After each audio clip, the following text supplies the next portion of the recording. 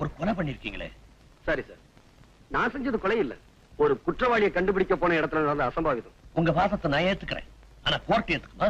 Sir, நான் செஞ்சது கொலைதான்னு நீங்க நினைச்சீங்கன்னா இப்பவே இந்த காக்கி சட்டையை கழட்டி போட்டுறேன், என்ன அரெஸ்ட் பண்ணுங்க, கோர்ட்ல கொண்டு போய் நிறுத்துங்க, என்ன தண்டனை வேணுமாலும் வாங்கி கொடுங்க, நான் ஏத்துக்கிறேன். இல்ல ஒரு போலீஸ்காரனோட கடமை நீங்க நினைச்சீங்கன்னா என்ன பாராட்டுங்க, என் டியூட்டியை நான் கண்டினியூ பண்றேன். மிஸ்டர் விஜய், என்ன பத்தி உங்களுக்கு நல்லா தெரியும். உங்க அண்ணனுக்கு எந்த அளவுக்கு நான் என்கரேஜ்மெண்ட் கொடுத்தேன். அதனால பல சமயங்கள்ல உங்க அண்ணனுடைய சாவுக்கு நான் தான் காரணமோன்னு நினைச்சு ஃபீல் பண்ணிட்டு இருக்கேன். அந்த மாதிரி உங்களையும் நான் இழக்க விரும்பல. உங்களை மாதிரி கடமையுணர்வு நிறைஞ்ச அதிகாரிகளுடைய மரணம் உங்க குடும்பத்துக்கு மாத்திரம் இழப்பு இல்ல, இந்த டிபார்ட்மெண்ட்டுக்கு, இந்த நாட்டுக்கே பெரிய இழப்பு. அதனாலதான் சொல்றேன், உங்க ஆவேசத்தை கொஞ்சம் குறைச்சிக்கிட்டு அமைதியா செயல்படுங்க. அமைதியா?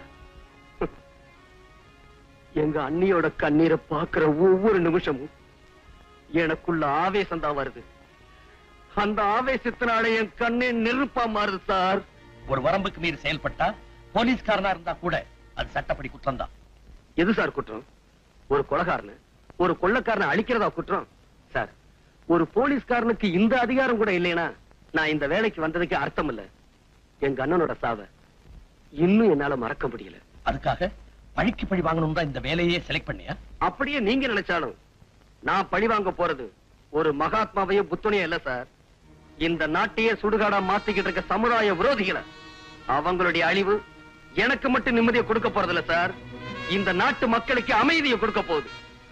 இப்ப சொல்லுங்க சார், ஒரு போலீஸ்காரனா இருந்து இந்த நல்ல காரியத்தை செய்யட்டுமா, இல்ல இந்த டிரெஸ் தூக்கி எறிஞ்சிட்டு ஒரு தனி மனுஷனா நின்னு என் கடமையை செய்யட்டுமா? Go ahead, Vijay. உன் சர்வீஸ் இந்த டிபார்ட்மெண்ட் இழக்க தயாரா இல்ல, அதே சமயத்துல உன் உயிரையும் இழக்க விரும்பல, அதை ஞாபகத்துல வச்சுக்க. என் கடமையை செஞ்சு முடிக்கிற வரைக்கும் அந்த கடவுள் கூட என்ன எதுவும் செய்ய முடியாது. வெரி குட், உன் தன்னம்பிக்கை ரொம்ப பாராட்டுறேன். Thank you sir. அண்ணி, நான் கொலை செஞ்ச என் தங்கச்சி சாவுக்கு காரணமா இருந்த என் கையாலையும் கழுத்தை நெரிச்சு கொண்டிருப்பேன். ஆனா ஓ அதிர்ஷ்டம், நான் காக்கி சட்டையில இருக்கேன். சட்டம் உன்னை தூக்கல ஏத்தல, இந்த சட்டையை கலட்டி எரிஞ்சிட்டு அதை நான் செய்ய தயங்க மாட்டேன். Success sir. அந்த ஸ்மக்லிங்க்கு யார் தலைவனோ அவனை நான் பிடிச்சிட்டேன். இத்தனை நாளா நடந்துகிட்டு இருந்த அக்கிரமத்துக்கெல்லாம் எவன் காரணமோ அவனை அரெஸ்ட் பண்ணிட்டேன். எங்க அண்ணனை எவன் கொண்டானோ அந்த கொலைகாரனை பிடிச்சு லாக்கப்ல தள்ளிட்டேன். யார சொல்றீங்க? The criminal bastard, godfather of rowdies, cancer of the society, சமுதாய விரோதி ராஜ்.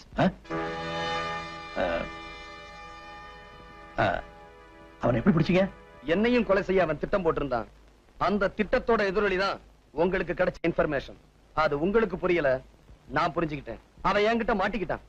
சார், இந்த காக்கி சட்டை போட்டிருந்ததுனாலதான் அவனை உயிரோட விட்டுட்டேன். இல்ல அந்த கொலைகாரனாய சல்லி சல்லி ஆக்கியிருப்பேன். காம் டவுன், ஐ சே காம் டவுன். இப்ப அவன் எங்க வச்சிருக்கீங்க? என் ஸ்டேஷன் லாக்கப்ல தான் சார் இருக்கான். அவனை சும்மா விடக்கூடாது. கோர்ட்ல நிறுத்தி அவனுங்க கூட்டாளிங்க யாரு, அவனுக்கு யார் பேக்ரவுண்ட், அவனுங்க எங்க இருந்தாலும் சரி, எந்த பதவியில இருந்தாலும் சரி, சட்டத்துக்கு முன்னால அடையாளம் காட்டி தூக்கலை ஏத்தணும் சார். அப்பத்தான் எங்க எரிஞ்சுக்கிட்டு இருக்க நெருப்பு அணையும். Don't get excited. மேல நடக்க வேண்டியதெல்லாம் நான் பாத்துக்கிறேன். நீங்க என்ன செய்றீங்க? பக்கத்து ரூம்ல போய் அமைதியா உட்கார்ந்து அங்க என்ன நடந்ததோ அதை டீடைல்டா ஒரு ஸ்டேட்மெண்ட் எழுதி என்கிட்ட கொடுங்க. போங்க.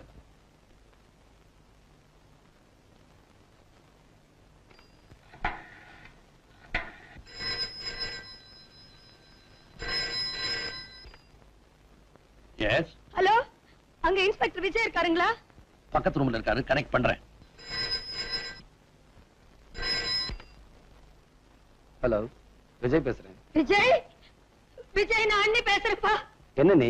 விஜய் நம்ம மோசம் போயிட்டோம். விஜய் நம்ம மோசம் போயிட்டோம். இவ்வளவு நாளா நடந்த கொலை கொள்ளை இதுக்கெல்லாம் காரணம் வேற யாரும் இல்லப்பா, உங்க உங்க அந்த டிஜி தான். அவ படுவாவி நல்லவ மாதிரி நடிச்சு நம்ம குடும்பத்தை நாசம் பண்ணிட்டா விஜய். அது மட்டும் இல்ல விஜய், நம்ம ஜீவிதா இல்ல, அவங்க அப்பாவை சுட்டு கொலை பண்ணது கூட அவன்தான். ஆமா, அது ஒரு வீடியோ கேசட்ல பதிவாயிருக்கு. ஐயோ, அது என் கண்ணால பார்த்தேன் விஜய், என்ன நம்பு விஜய். விஜய், அது மாத்திரம் இல்ல, அந்த கேசட்டுக்காக நம்ம ரேவதிய அந்த பாவிங்க கொன்னுட்டாங்க. ஆமா, அது இங்கதான் இருக்கு, வீட்டுல தான் இருக்கு. ப்ளீஸ் நீ இப்பவே தயவு செஞ்சு வாயே, வந்துறேன் ப்ளீஸ். இதோ வந்துட்டேன்.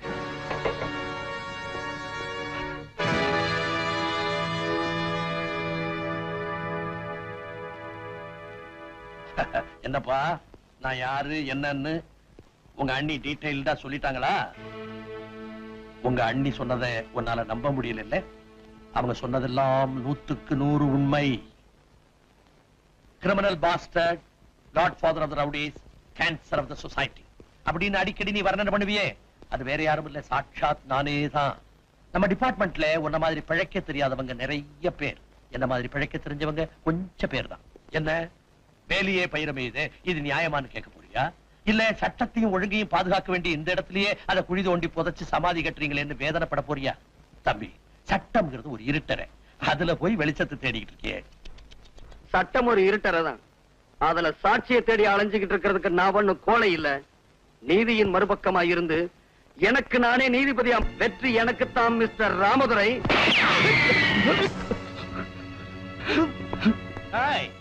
சட்டம் பேசுற சின்ன பையன், உன் கொட்டத்தை அடக்கி இந்த நாட்டுல எங்க பட்டத்தை பறக்க விடுறேன் பாடுற. உன் கோர்ட்டும் லாக்கப்பும் என்ன ஒண்ணும் பண்ண முடியாது. ராஜ், அந்த வீடியோ கேசட் இவனுடைய அன்னிகையில தான் இருக்கு. அதை உடனே நாம கைப்பற்றி ஆகணும், இல்லைன்னா நம்ம எல்லாருக்குமே ஆபத்து. உண்மையை தெரிஞ்சுட்டு அந்த பொண்ணு உயிரோட இருக்க கூடாது. அவளை நான் தீர்த்து கட்டிடுறேன், இவனை நீ கவனிச்சுக்க. கவலையே படாது, அவனை நம்ம ஃபேக்டரி கொண்டு போய் சமாதி வச்சிரு. இவன் அண்ணி டெட் பாடியோட நீ அங்க வந்து சேரு.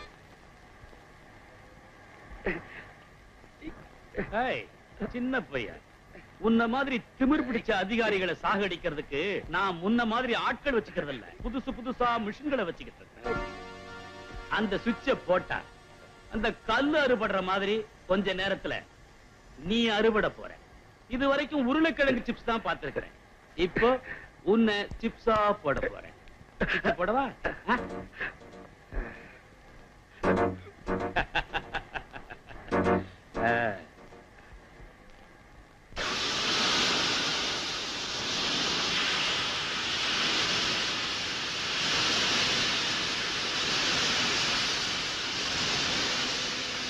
குட் பைடா சின்ன பையா.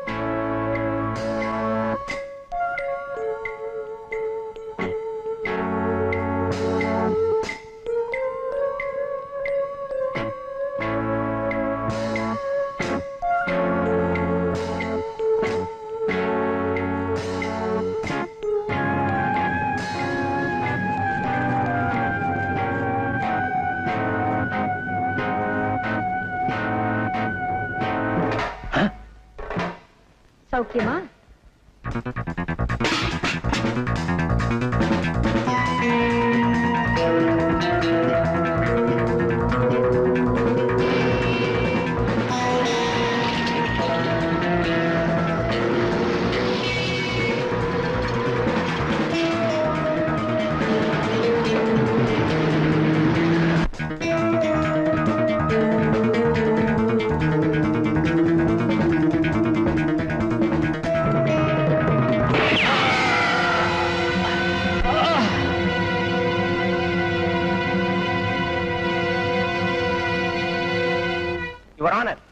மிஸ்டர் விஜய் செஞ்ச கொலைகளுக்கு கணக்கே கிடையாது.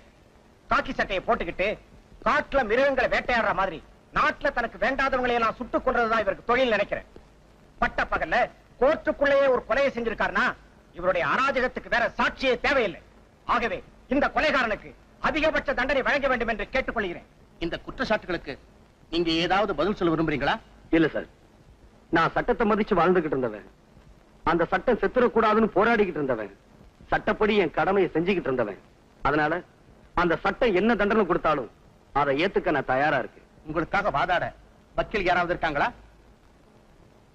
ஒரு மனுஷன் பிறக்குறான், வாழுறான், சாகுறான்னு இல்லாம அவன் வாழ்க்கை ஒரு சரித்திரமா அமையணும்னு எங்க அண்ணன் அடிக்கடி சொல்வாரு. அப்படி ஒரு சரித்திரத்தை என்னால எழுத முடியலனாலும் எங்க அண்ணனோட ஆத்மா சாந்தி அடையக்கூடிய விதத்துல நான் ஒரு சாதனை செஞ்சிருக்கேன்னு நினைக்கிறேன். இதுக்கு மேல வாழணும்னு ஆசைப்படல. அதனால வக்கீல் வச்சு வாதாடி என் உயிரை காப்பாத்திக்க நான் விரும்பல. Excuse me your honour, mister விஜய்க்காக நான் வாதாட வந்திருக்கிறேன். ஒரு அரசாங்க வக்கீல் எதிர்தரப்புல வாதாடக்கூடாதுன்னு உங்களுக்கு தெரியாதா? சாரி யுவர் ஆனர், அரசாங்க வக்கீல்ன்ற பதவியை நேத்தே நான் தூக்கி எறிஞ்சிட்டேன். எஸ் யுவர் ஆனர், ஒரு நிரபராதி தண்டிக்கப்படக்கூடாதுன்ற ஆசையில இந்த கர்ம வீரனை எப்படியாவது காப்பாத்தி ஆகணும் என்ற வெறியில என் வேலையை நான் ராஜினாமா பண்ணிட்டேன். இப்போ ஒரு சாதாரண வக்கீல கேட்கிறேன், இவருக்காக வாதாட எனக்கு அனுமதி கொடுக்கணும். Yes, you can proceed. Thanks your honour. அரசாங்க வக்கீல் நண்பர் வேதாச்சலம் கூண்ல நிக்கிறது யாருன்னு கூட தெரிஞ்சுக்காம கண்ணை மூடிக்கிட்டு குற்றங்களை அடிக்கிட்டே போயிட்டார். நான் ஒரு அரசாங்க வக்கீல், என் கடமையைத்தான் நான் செய்யறேன். எது சார் உங்க கடமை? 1000 குற்றவாளிகள் தண்டனையிலிருந்து தப்பிக்கலாம், ஆனா ஒரு நிரபராதி கூட தண்டிக்கப்படக்கூடாதுன்றத நம்ம தர்மம். காட்டு மிருகங்களை வேட்டையாடுறவனுக்கு பேரு கொலகாரம் இல்ல மிஸ்டர், வேட்டக்காரன். ஒரு ஊரையே கதிகலங்க வச்சுக்கிட்டு இருந்த ஒரு புலிய ஒருத்தன் சுட்டு கொண்டான்னா அவனுக்கு அவார்டு கொடுப்பீங்களா இல்ல கொலகாரன் சொல்லி தூக்கில ஏத்துவீங்களா? நாட்டுல நல்லவங்க வாழணும், கெட்டவங்க தண்டிக்கப்படணும், அதுக்கு தான் நாம படிச்ச சட்டம் பிரயோஜனப்படணும்னு இந்த கோர்ட்ல நான் பல தடவை சொல்லி பார்த்துட்டேன். நம்மள மாதிரி வக்கீலுங்க மனசு வச்சா லஞ்சம், ஊழல், அராஜகம் அழிஞ்சு போய்கிட்டு இருக்கிற இந்த நாட்டுடைய தலையெழுத்தையே மாத்திட முடியும். Mister Chandrasekhar, please come to the point. Yes your honour, பொதுமக்களுக்கு காவலா இருக்க வேண்டியதுதான் இந்த காவல்துறை.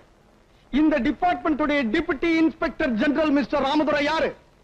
கொள்ள கூட்டத்துக்கு தலைவன், கொலகாரப்பாவிகளுக்கு சீஃப், கள்ளக்கடத்தலுக்கு boss. Your honour, DIG office என்ன மக்களை பலி கொடுக்கிற பலிபீடமா இல்ல கள்ளக்கடத்தல் சாமான்களை எல்லாம் போட்டு அடைச்சு வைக்கிற கோடவுனா? அவர் மேல இவ்வளவு குற்றச்சாட்டுகளை சொல்றீங்களே, இதுக்கு உங்ககிட்ட ஏதாவது ஆதாரம் இருக்கா? இருக்கு யுவர் ஆனர். டிஐஜி ராமதுரை ஒரு கொலைகாரன். அதுக்கு சாட்சி அவர் ரத்னசாமியை கொலை செய்யும் போது எடுக்கப்பட்ட இந்த வீடியோ கேசட். ராமதுரை ஒரு கொள்ளைக்காரன், ஒரு கடத்தல் மன்னன். இதுக்கெல்லாம் சாட்சி இந்த ஃபைல்ல இருக்க ரெக்கார்ட்ஸ்.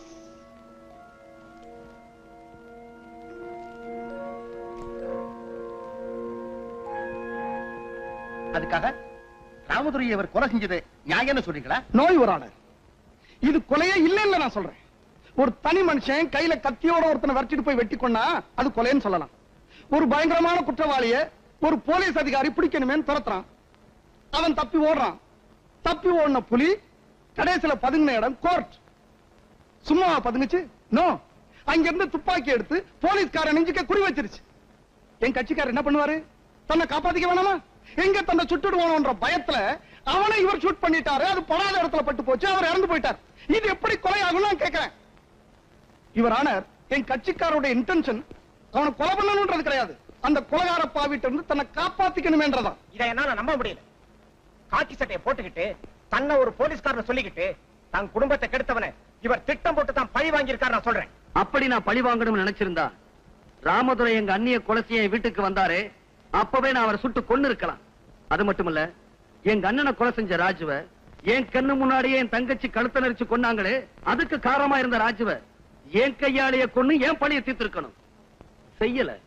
சட்டப்படி அவளை அரெஸ்ட் பண்ணி லாக்கப்ல வச்சிருக்கேன். யுவர் ஆனர், போலீஸ் டிபார்ட்மெண்ட்ல பொறுப்புள்ள கடமை உணர்வுள்ள போலீஸ்காரங்க ரொம்ப குறைவு. அதாவது லட்சத்துல ஒருத்தர்னு சொல்லலாம். அந்த லட்சத்துல ஒருத்தனுக்கு தண்டனை கொடுத்து உள்ள அனுப்பிட்டு நம்மள நாமே அனாதைக்கணுமா? எஸ் யுவர் ஆனர், நாளைக்கு உங்களுக்கே பாதுகாப்பு இல்லாம போயிடும். நீங்க என்னதான் சொன்னாலும் ஒரு பொறுப்புள்ள போலீஸ் அதிகாரி கோர்ட்டுக்குள்ளேயே இப்படி ஒரு கொலை செஞ்சதை என்னால ஒத்துக்கவே முடியல. அப்போ கொலை செஞ்சது கூட நியாயப்படுத்திடலாம், அது இந்த கோர்ட்டுக்குள்ள நடந்துடக்கூடாதுன்னு சொல்றீங்களா? ஏன் நீதியை காப்பாற்ற வேண்டிய இடத்திலேயே ஒருத்தர் இப்படி துப்பாக்கி எடுத்துட்டா அப்புறம் அந்த புனிதமான இடத்துக்கு என்ன மரியாதை இருக்கு? அந்த நேரத்துல அந்த மிருகத்தை இவர் கொல்லாம விட்டுருந்தா அந்த மிருகம் இவரை கொண்டு இருக்கும். அடுத்த நிமிஷம் நாடு ஒரு நல்ல போலீஸ்காரன் இழந்திருக்கும். அப்படிப்பட்ட நிலைமையில ஒரு மனுஷனுக்கு தான் உயிரை பத்தி தான் நினைவு இருக்குமே தவிர தான் நிக்கிற இடம் கோயிலா கோட்டான்ற நிதானம் இருக்காது யுவர் ஆனர்.